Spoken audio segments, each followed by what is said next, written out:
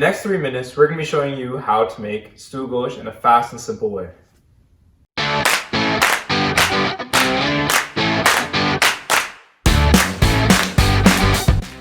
If you don't have an instant pot, no problem. Just use a regular pot and cook the meat until tender.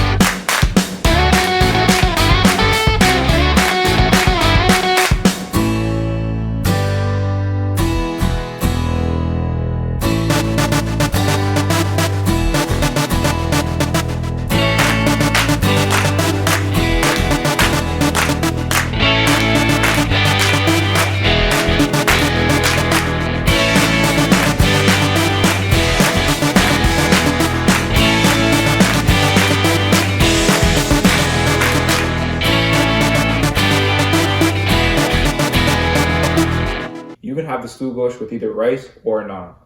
But it's good either way.